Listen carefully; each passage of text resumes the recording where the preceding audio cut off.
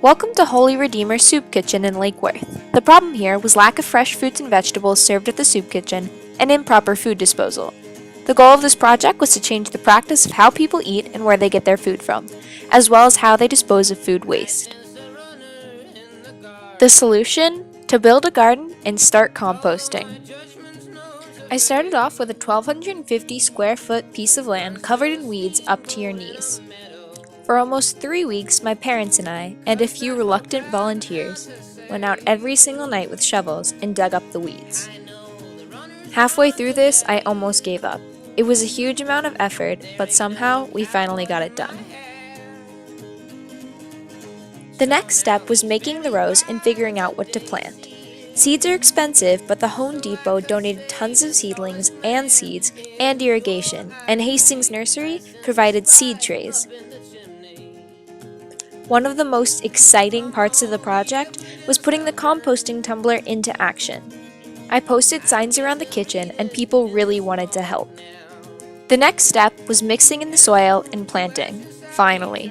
Some of the first plants I put in were peppers, corn, tomatoes, radishes, and collard greens. When it was finally all planted, I went to work on keeping it alive. My parents helped me find Red Fences Farm for extra free compost. After losing the first tomato plants to bugs, I made a pesticide of soap and water.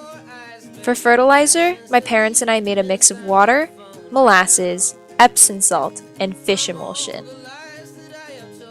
One of the most important elements of this project was community involvement.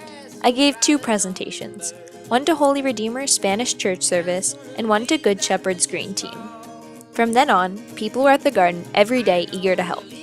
Whether they spoke Spanish or English, it didn't matter. The community garden united us all with one goal. The garden finally started growing. Every day that I went out there, it looked bigger and greener. The organic solutions we were putting on the plants were really working. I picked bananas and cherries from plants that were growing prior to the garden and began to anticipate the harvest. Finally, it was my turn to harvest. The lettuce, radishes, and peppers were practically popping out of the ground, and all the work we'd put into this garden was finally paying off. I couldn't wait to help feed the soup kitchen. The outcome of this project was mind-blowing. You can see the impact it had by the change in the food served at the soup kitchen. When I first began working on this project, I honestly never thought I could accomplish this, and I suppose I didn't. The community accomplished this. They changed the quality of food being served at the soup kitchen. They learned the benefits of local gardening by participating. They made composting a success, but above all, they took a step towards a greener and healthier tomorrow. The church and the community will pick up where I left off when I eventually have to leave.